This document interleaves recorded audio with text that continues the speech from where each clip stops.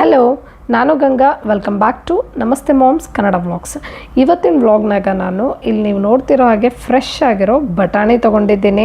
ಇದ್ರ ಜೊತೆಗೆ ಒಂದು ಸ್ವಲ್ಪ ಆಲೂಗಡ್ಡೆನೂ ತೊಗೊಂಡಿದ್ದೀನಿ. ಆಲೂಗಡ್ಡೆ ಹಾಗೂ ಬಟಾಣಿ ಎರಡೂ ಸೇರಿಸ್ಬಿಟ್ಟು ಆಲೂ ಬಟಾಣಿ ಕಟ್ಲೆಟ್ನ ಪ್ರಿಪೇರ್ ಮಾಡತ್ತೀನಿ ಮಕ್ಕಳ ಟಿಫಿನಿಗೆ. ಸೊ ನಾನು ಕೂಡ ಫಸ್ಟ್ ಟೈಮೇ ಮಾಡ್ಲತ್ತೀನಿ, ಹೆಂಗೆ ಬರ್ತದೆ ನೋಡಬೇಕು. ಆ್ಯಕ್ಚುಲಿ ತರಕಾರಿ ತರಕ್ಕೆ ಹೋದಾಗ ಅಲ್ಲಿ ಫ್ರೆಶ್ ಆಗಿರೋ ಬಟಾಣಿ ನೋಡಿಬಿಟ್ಟು ಅದನ್ನು ತೊಗೊಂಡು ಬಂದುಬಿಟ್ಟು ಯಾವಾಗ ಕಟ್ಲೆಟ್ನ ಪ್ರಿಪೇರ್ ಮಾಡಲಿ ಅದರಿಂದ ಅಂತ ಅನ್ನಿಸ್ಲತ್ತಿತ್ತು. ಸೊ ಮಕ್ಕಳ ಟಿಫಿನಿಗೂ ಆಗ್ತದ ಅಂತ ಪ್ರಿಪೇರ್ ಮಾಡತ್ತೀನಿ. ಅದಕ್ಕೆ ಫಸ್ಟ್ ಆಲೂಗಡ್ಡೆನ ಚೆನ್ನಾಗಿ ಬೇಯಿಸ್ಕೊಂಡಿದ್ದೀನಿ, ಪ್ಲಸ್ ಬಟಾಣಿನೂ ಚೆನ್ನಾಗಿ ಬೇಯಿಸ್ಕೊಂಡಿದ್ದೀನಿ. ಎರಡೂ ಈಗ ಕೈಯಿಂದನೇ ಮ್ಯಾಶ್ ಮಾಡಿಬಿಟ್ಟು ಒಂದು ಸಪ್ರೇಟ್ ಪಾತ್ರೆಯಲ್ಲಿ ಮಿಕ್ಸ್ ಮಾಡ್ಕೊಳತ್ತೀನಿ. ಇದಕ್ಕೆ ಸಣ್ಣದಾಗಿ ಹೆಚ್ಚಿರೋ ಒಂದು ಈರುಳ್ಳಿನ ಹಾಕಿದ್ದೀನಿ. ಹಾಗೆ ಸ್ವಲ್ಪ ಕರಿಬೇವು ಹಾಗೂ ಒಂದು ಸ್ವಲ್ಪ ಕೊತ್ತಂಬರಿ ಕೂಡ ಸಣ್ಣದಾಗಿ ಹೆರ್ಚ್ಕೊಂಡು ಹಾಕ್ಕೊಳ್ತಾ ಇದ್ದೀನಿ. ಇದಕ್ಕೆ ರುಚಿಗೆ ತಕ್ಕಷ್ಟು ಉಪ್ಪು ಹಾಕ್ಕೊಂಡಿದ್ದೀನಿ, ಪ್ಲಸ್ ಒಂದು ಸ್ವಲ್ಪ ಪುಡಿ ಖಾರ ಅಂದರೆ 1-2 ಸ್ಪೂನ್. ಅದನ್ನು ಮಕ್ಕಳು ಎಷ್ಟು ತಿಂತಾರೋ ಖಾರ ಅದರ ಪ್ರಕಾರ ನೋಡ್ಬಿಟ್ಟು ಹಾಕ್ರಿ. ಆಮೇಲೆ ಅದಕ್ಕೆ ಒಂದು ಸ್ವಲ್ಪ ಜೀರಿಗೆ ಪುಡಿ ಹಾಗೂ ಒಂದು ಸ್ವಲ್ಪ ಧನಿಯಾ ಪುಡಿ ಕೂಡ ಆ್ಯಡ್ ಮಾಡಿದ್ದೀನಿ. ಇದಕ್ಕೆ ಒಂದು ಸ್ವಲ್ಪ ನಿಂಬೆ ಹಣ್ಣಿನ ರಸ ಕೂಡ ಸ್ಕ್ವೀಸ್ ಮಾಡಿ ಹಾಕ್ಕೊಳತ್ತೀನಿ.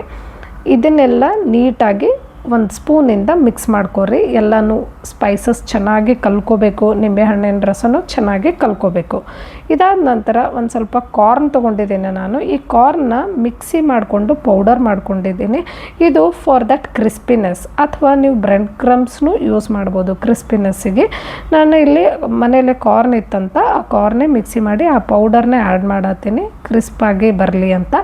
ಈಗ ಪ್ರಿಪೇರ್ ಮಾಡ್ಕೊಂಡಿರೋ ಏನು ಆಲೂ ಮಟರ್ದಿತ್ತು ಅದರಿಂದ ರೌಂಡ್ ಈ ಥರ ಕಟ್ಲೆಟ್ ಶೇಪ್ ಕೊಟ್ಟು ರೆಡಿ ಮಾಡಿ ಇಟ್ಕೊಂಡಿದ್ದೀನಿ. ಈ ಕಡೆ ಒಂದು ಫ್ರೈಯಿಂಗ್ ಪ್ಯಾನಲ್ಲಿ ಒಂದು ಸ್ವಲ್ಪ ಎಣ್ಣೆ ಹಾಕಿ ಚೆನ್ನಾಗಿ ಎಣ್ಣೆ ಬಿಸಿ ಆದಮೇಲೆ ಮೀಡಿಯಮ್ ಫ್ಲೇಮಲ್ಲಿ ಇಟ್ಬಿಟ್ಟು ಕಟ್ಲೆಟ್ನ ಚೆನ್ನಾಗಿ ಫ್ರೈ ಮಾಡಬೇಕು. ಎರಡು ಕಡೆ ಟಾಸ್ ಮಾಡಿಬಿಟ್ಟು ಗೋಲ್ಡನ್ ಬ್ರೌನ್ ಆಗತ್ತನ ಫ್ರೈ ಮಾಡಬೇಕು. ಸೊ ಇವಾಗ ನನ್ನ ಕಟ್ಲೆಟ್ ರೆಡಿ ಆಗ್ಯದ. ನನ್ನ ಮಕ್ಕಳ ಟಿಫಿನ್ ಬಾಕ್ಸಿಗೂ ಕಟ್ ಆಯಿತು. ಫಸ್ಟ್ ಟೈಮ್ ಮಾಡಿದೆ, ಅಷ್ಟೊಂದು ಕರೆಕ್ಟಾಗಿ ಬರಲಿಲ್ಲ, ಬ್ರೇಕ್ ಆಗ್ಯಾವ ನೋಡ್ರಿ. ಆಲೂಗಡ್ಡೆ ಸ್ವಲ್ಪ ನೀರು ಹಿಡ್ಕೊಂಡಿತ್ತು, ಹಾಗಾಗಿ ಬ್ರೇಕ್ ಆದವು. ಬಟ್ ಕ್ರಿಸ್ಪ್ ಆಗಿದ್ವು, ಚೆನ್ನಾಗಾಗಿತ್ತು ಟೇಸ್ಟ್. ಅದಾದ ನಂತರ ನಾನು ಮಕ್ಕಳಿಗೆ ಸ್ಕೂಲಿಗೆ ಡ್ರಾಪ್ ಮಾಡಿಬಿಟ್ಟು ದೇವಸ್ಥಾನಕ್ಕೆ ಹೋದೆ. ಸ್ವಲ್ಪ ವಾರದಲ್ಲಿ ಒಂದು ಸಲ ಆದರೂ ದೇವಸ್ಥಾನಕ್ಕೆ ಹೋಗಿ ಬಂದರೆ ಒಂದು ಸ್ವಲ್ಪ ಏನೋ ಮನಸ್ಸಿಗೆ ಒಂಥರ ಶಾಂತಿ ಹಾಗೂ ನೆಮ್ಮದಿ, ಒಂಥರ ಪಾಸಿಟಿವ್ ವೈಬ್ರೇಷನ್ಸ್ ಇರ್ತದೆ. ಅದಾದ ನಂತರ ಮನೆಗೆ ಬಂದುಬಿಟ್ಟು ಇವಾಗ ವಿಂಟರ್ ಸೀಸನ್ ಆಗಿರೋದ್ರಿಂದ ಚಳಿಗಾಲ ಸ್ಟಾರ್ಟ್ ಆಗಿದೆ ಆಲ್ರೆಡಿ.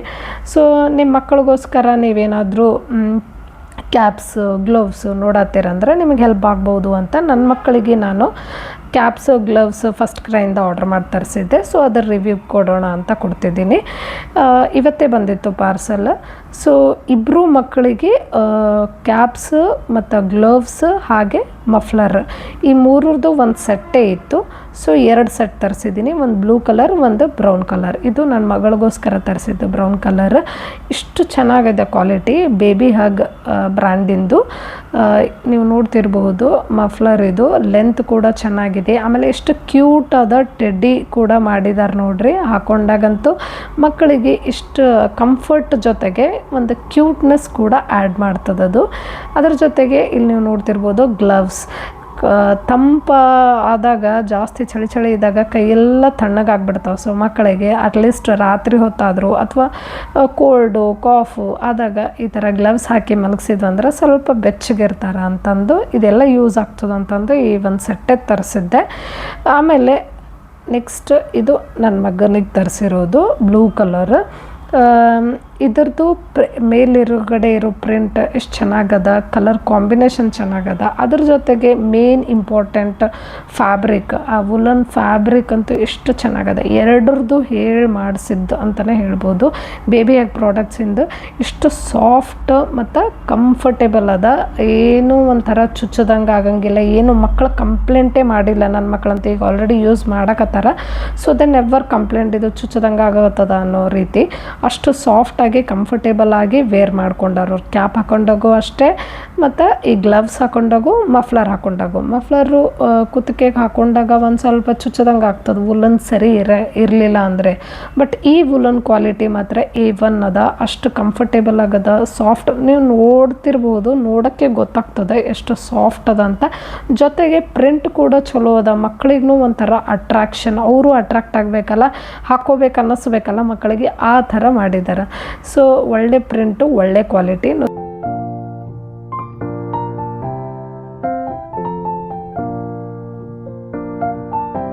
ನೆಕ್ಸ್ಟ್ ಈಗ ಇನ್ನೂ ಒಂದೆರಡು ಕ್ಯಾಪ್ಸ್ ತೊಗೊಂಡಿದ್ದೆ. ಆ್ಯಕ್ಚುಲಿ ಅವೆರಡು ಅಂತೂ ಆನ್ಲೈನಲ್ಲಿ ತರಿಸಿದ್ದೆ. ಇವೆರಡೂ ಫಸ್ಟ್ ಕ್ರೈಯಲ್ಲೇ ತೊಗೊಂಡಿರೋದು, ಬಟ್ ಇದು ಆಫ್ಲೈನ್ ಸ್ಟೋರ್ ವಿಸಿಟ್ ಮಾಡಿ ತೊಗೊಂಡು ಬಂದಿದ್ದೆ ಕ್ಯಾಪ್ಸ್. ಸೊ ಅದು ಕೂಡ ರಿವ್ಯೂ ಮಾಡೋಣ ಅಂತ ತೋರಿಸ್ಲತ್ತೀನಿ. ಸೇಮ್ ಅದು ಸೆಟ್ಟಲ್ಲಿ ಹೆಂಗೆ ಬಂದಿತ್ತು ಇದ್ರದ್ದು ಕ್ಯಾಪ್ಸದ ಕ್ವಾಲಿಟಿನೂ ಸೇಮ್ ಹಾಗೆ ಅದ. ಕಲರ್ ನೋಡ್ರಿ ಒಂದ್ರಗಿಂತ ಒಂದು ಎಷ್ಟು ಚಲೋ ಕಲರ್ ಅವ. ಒಳಗೆ ಕೂಡ ತಲೆಗೆ ಹಾಕೊಂಡಾಗ ಏನೂ ಇರಿಟೇಷನ್ ಆಗಬಾರ್ದಂತ ಒಂದು ವೈಟ್ ಸಾಫ್ಟ್ ಫ್ಯಾಬ್ರಿಕ್ ಸ್ಟಿಚ್ ಮಾಡ್ಯಾರ. ಸೊ ಅದು ಕೂಡ ಭಾಳ ಚಲೋ ಅದ.